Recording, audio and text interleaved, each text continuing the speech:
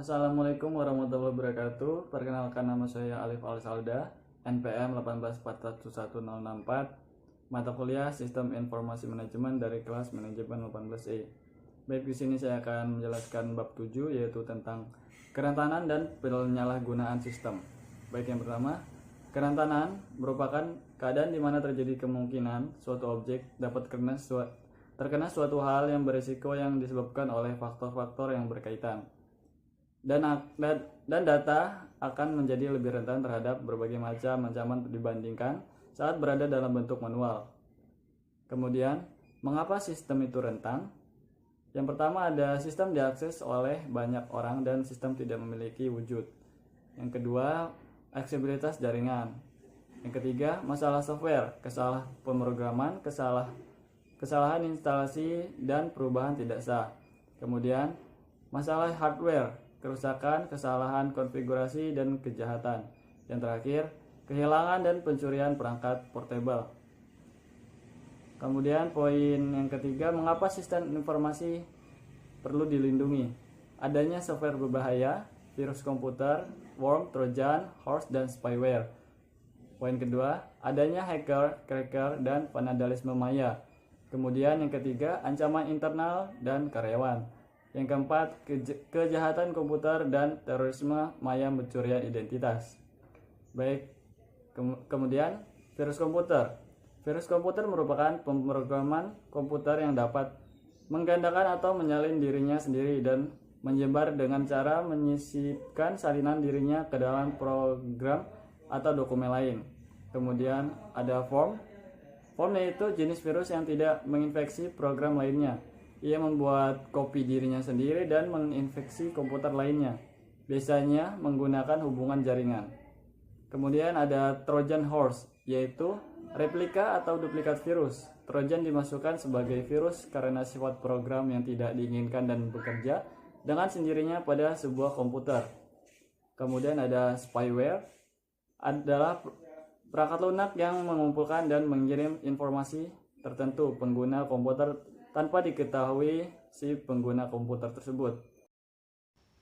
Assalamualaikum warahmatullahi wabarakatuh. Perkenalkan, nama saya Sri Wulandari, NPM 18411217, kelas Manajemen 18E.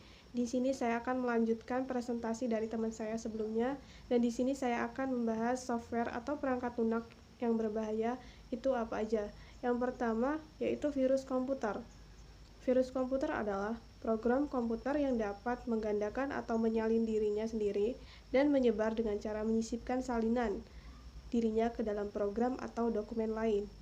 Yang kedua yaitu worms. Worms adalah jenis virus yang tidak menginfeksi program lainnya. Ia membuat kopi dirinya sendiri dan menginfeksi komputer lainnya. Biasanya menggunakan hubungan jaringan, tetapi tidak mengaitkan dirinya dengan program lainnya. Yang ketiga yaitu Trojan horses. Trojan horses adalah replika atau duplikat virus. Trojan dimasukkan sebagai virus karena sifat program yang tidak diinginkan dan bekerja dengan sendirinya pada sebuah komputer. Dan yang keempat yaitu spyware. Spyware adalah perangkat lunak yang mengumpulkan dan mengirim informasi tentang pengguna komputer tanpa diketahui oleh si pengguna itu. Peretas dan kejahatan komputer. Peretas atau hacker adalah orang atau individu yang berkeinginan untuk memperoleh akses tanpa izin dari sebuah sistem komputer. Jenis-jenis hacker atau peretas antara lain, yang pertama spoofing. Spoofing adalah aktivitas penyamaran situs dengan cara mengarahkan tautan web ke sebuah alamat yang berbeda dari yang dituju. Yang kedua yaitu sniffing. Sniffing sebuah program penyadapan yang memantau informasi melalui sebuah jaringan. Dan yang ketiga yaitu denial of service. Adalah sebuah aktivitas peretasan bila mana peretas membanjiri server jaringan dengan ribuan layanan komunikasi atau permintaan palsu untuk mengacaukan jaringan. Selanjutnya yaitu poin B, nilai bisnis keamanan dan pengendalian. Pengamanan atau security adalah kebijakan, prosedur, dan pengukuran teknik yang digunakan untuk mencegah akses yang tidak sah, penggantian, pencurian, atau kerusakan sistem pada informasi tersebut. Dan yang kedua yaitu pengendalian atau kontrol adalah kebijakan dalam prosedur yang mengukur keselamatan aset-aset organisasi, ketepatan dan keandalan catatan rekeningnya, serta kepatuhan operasi pada standar manajemen tersebut.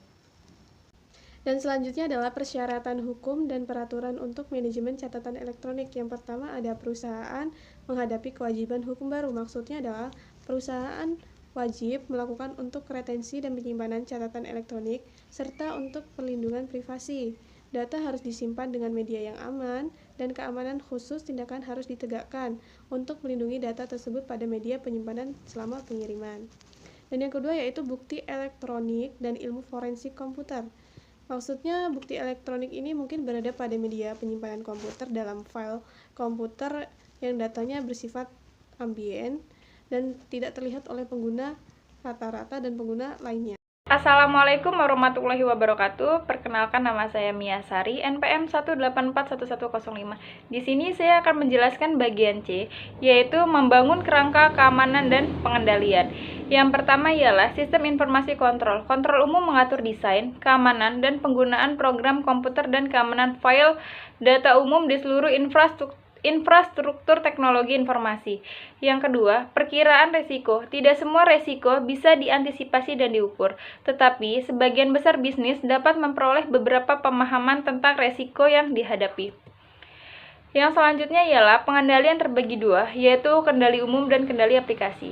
Kendali umum berpengaruh atas desain keamanan dan penggunaan program komputer dan keamanan arsip data secara umum. Yang kedua, kendali aplikasi, pengendalian khusus dan spesifik pada setiap aplikasi yang terkomputerisasi setiap proses pembayaran dan pemesanan. Yang terakhir ialah memastikan keberlangsungan bisnis. Rencana pemulihan bencana fokus terutama pada teknis isu yang terlibat dalam menjaga sistem dan berjalan, seperti yang file untuk kembali dan pemeliharaan sistem komputer cadangan atau pemulihan bencana jasa. Manajer bisnis dan spesialis teknologi informasi perlu bekerja sama pada kedua jenis rencana untuk menentukan sistem dan bisnis proses yang paling penting untuk perusahaan. Yang terakhir ialah peran proses audit. Sebuah audit menyeluruh bahkan akan mensimulasikan serangan atau bencana untuk menguji respon dari teknologi, staf sistem informasi, dan bisnis karyawan. Daftar audit dan peringkat semua kelemahan kontrol dan memperkirakan kemungkinan terjadinya mereka.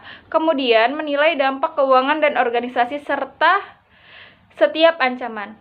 Sepertinya itu saja penjelasan dari saya. Saya akhiri. Wassalamualaikum warahmatullahi wabarakatuh.